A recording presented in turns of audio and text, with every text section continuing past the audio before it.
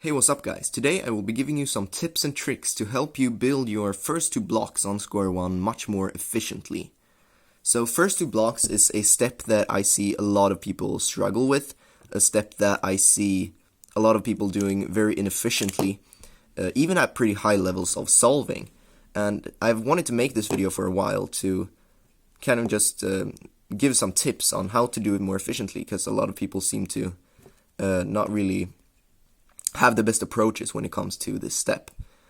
And first of all, I'm just gonna get this out of it because I know some people are gonna ask about this cube. It's a Cosmic Volt V2M with PVC coating, meaning there are transparent stickers on this, which is there to help with grip. And I can say that I was unsure about this at first. I felt like the stickers were kind of in the way with the finger tricks you do on Square-1. But now I don't feel like they are, and it does help with grip quite a bit. I do experience like a lot fewer cube drops with this than I do with any other Square-1. So if it's worth the money, that's up to you, of course, but I can say that for me it really helps. I've not really taken the time to clean it enough, but whatever, I don't really mind it. So I'm gonna talk about first block and then second block, because those are two quite different steps, and two that should be solved quite differently. As a beginner, you might solve them very similarly, but at an advanced level and even at an intermediate level, they should be solved quite differently, and you need different approaches to solve them efficiently. So first, let's talk a bit about how to build an efficient first block. So when it comes to move count on first block, I did an average of 50, just counting the slices that it took me to solve the first block without influencing it at all during cube shape. And it took me on average 1.50 slices. So around 1.5 slices is what you're gonna get if you find the most efficient block every time. But that's not really realistic to always find the most efficient block, and you shouldn't always find the most efficient block. Because that will take too much time to, of course optimal you would, but it takes too much time to do that, to always find the most efficient block. So sometimes you're gonna be better off doing something that is slightly longer when it comes to moves, but can be executed faster, or you just see it faster. Because remember, always speed is more important than efficiency. So there are three main tips that I can give when it comes to first block. The first one should be kind of obvious, but I do see quite a lot of people do this mistake, even at quite high levels. So what I see a lot of people doing is focus first on pairing the corners, and then solving the edge afterwards with M2. And that's a bad approach. Instead, you should focus on pairing one corner with the edge, and then pairing it to the other corner. And I'm going to show you more examples of that soon. The second tip, which is very, very important, is to be color neutral, basically. So you should be able to do the blue block, the red block, the green block, or the orange block on the bottom color. So you always have 4 options when you finish your cube shape, and that will usually give you a good option for your first block. And I think on all scrambles there is a two slice block somewhere on one of the 4 colors. So you should always try to not use more than 2 slices for a block. If you use 3 sometimes, then that's fine if you just see it a lot faster. But usually you should aim for 2. My third tip is also really important, and that is one that I see mistakes done on a lot. So that tip is to always build your first block on the bottom rather than the top. And that is so important, and I see so many people building it on the top. There are literally no exceptions to this rule, just always build your first block on the bottom. So for example, say we want to do green block here. We can pair this with this, and then some people might bring this up here, and then bring that down and D2, which is bad. Instead, something like this, I think. Instead, we should pair this up, and then bring this down here. So whenever you have 2 connected pieces, one corner and one edge, on one of the layers, and the remaining corner on the opposite layer, it's always a 1 slice block. So in this case, we just place it like this and bring that down. Even if those two were on the top, we can just do that in one slice like that. So never ever think about doing this and then bring it down and then D2, because that's way worse.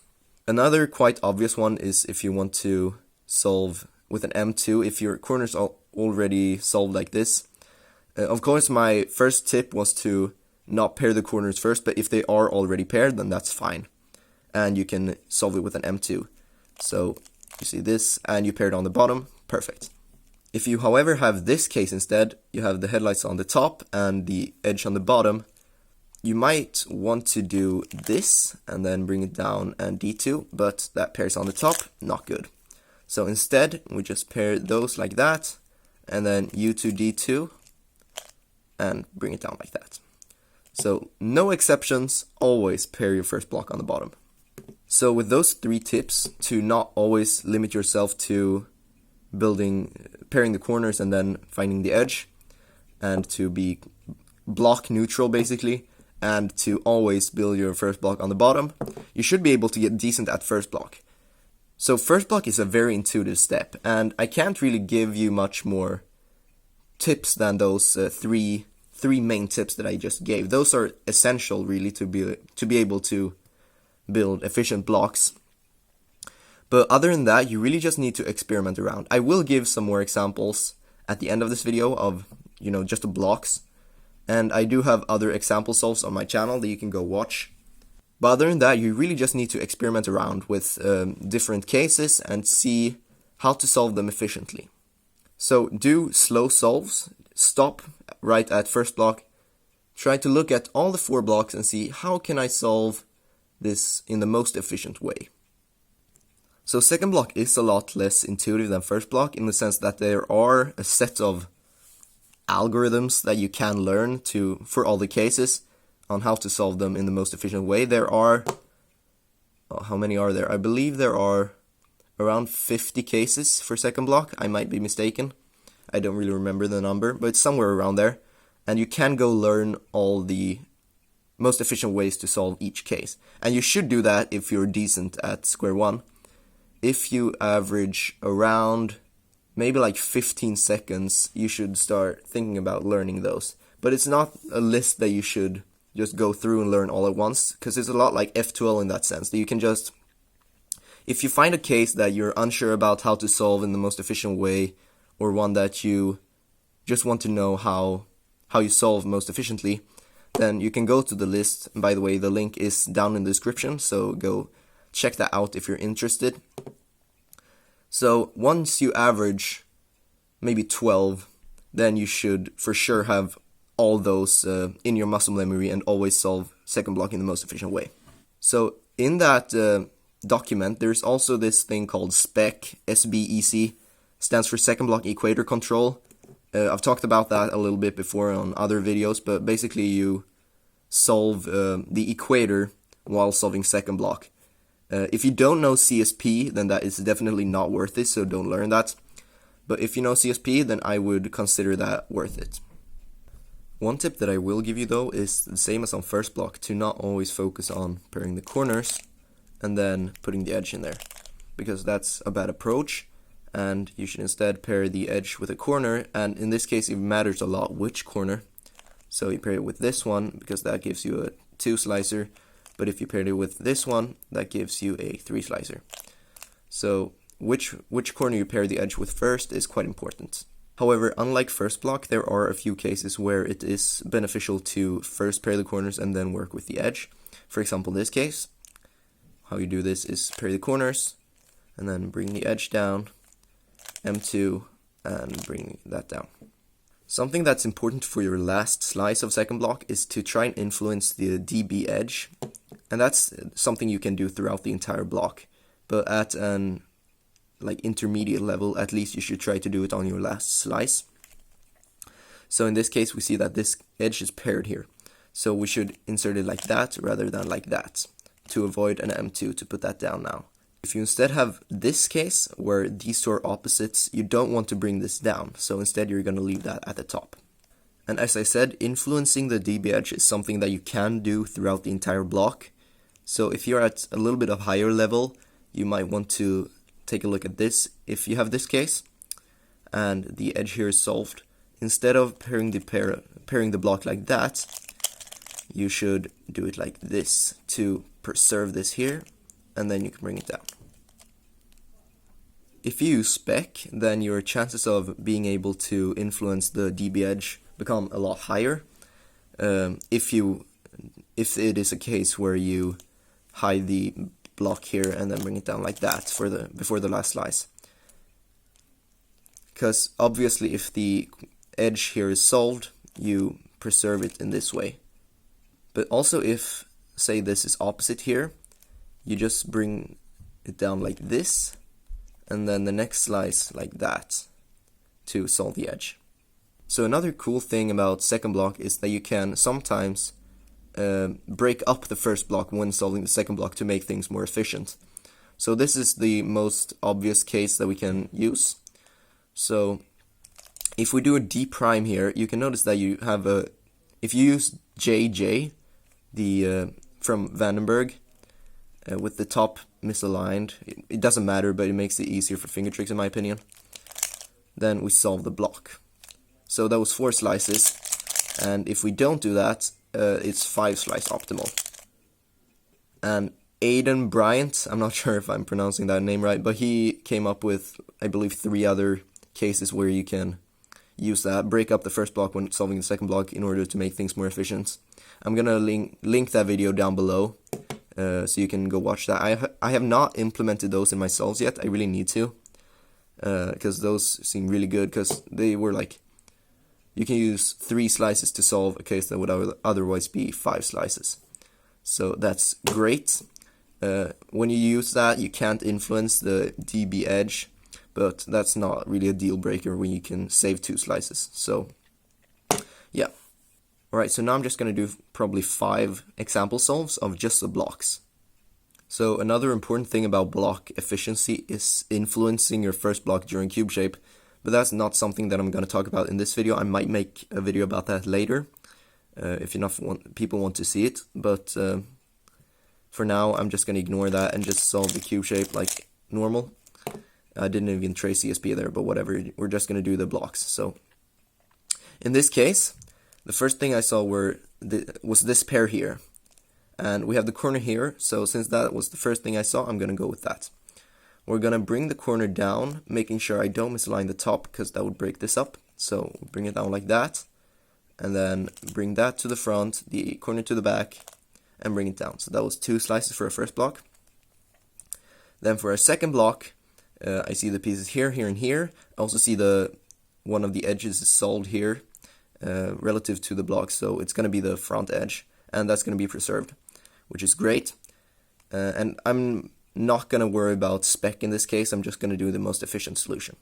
So how you do this case is, it's a very easy case. So we pair this with this, and then bring that to the front, and then pair that, and as this is solved here, we pair that up like that.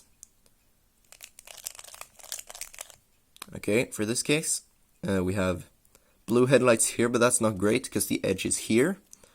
Other things we have are, okay, this is a pretty bad case. The best option though is green, which is 2 slices. So the pieces are here, here, and here. So I'm gonna first pair up this edge with this corner like so. And from here we have a 1 slice block. So we bring that like this and bring that down. So 2 slices again. And then we're going to do the second block case, and how you do this is bring this down, these 2 both, and then we have basically the same case as in the last example, except basically like mirrored from front to back. So we pair this with this, noticing how the DB edge is solved, which is great, and then this, and bring it down like that.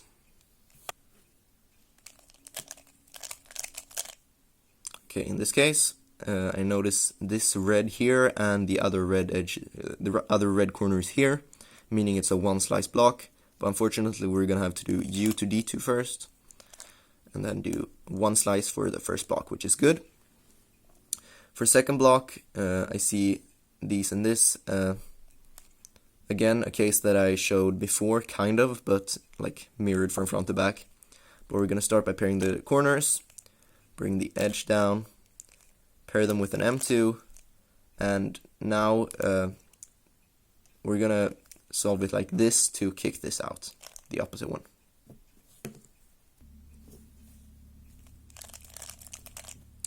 Okay, in this case, we have these two oranges and the other orange here. Perfect. We're just gonna solve it with one slice like that. For second block, we have these two paired and the corner here. And this is a 4-slice block, so what we're gonna do is bring this corner down, bring these down instead, and then we have a 2-slice from there. Noticing how these are gonna be set up for an M2, so we can't influence them to have either of them solved. So we're just gonna do like that.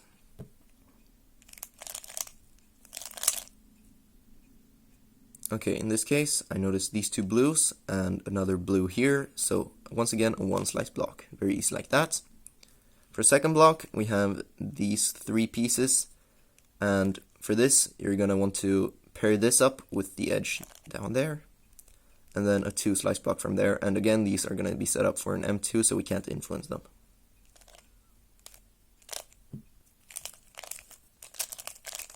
Okay, I'm gonna make this the last one, so here I see 2 blues and the last blue is here. Perfect, 1-slice block, like that. Noticing how the corners paired up for our second block and the last edge is here. So we're gonna bring this to the back, do an M2, and these are opposites, so we don't want to bring down this edge, so we're gonna bring it down like that. Alright, so that's about it for this video. I hope you learned something. Even if you're a beginner solver or an advanced solver, I hope you can take something from this video and start implementing in your solves. So if you like this video, give it a thumbs up and subscribe to my channel, and I will see you in my next video. Bye.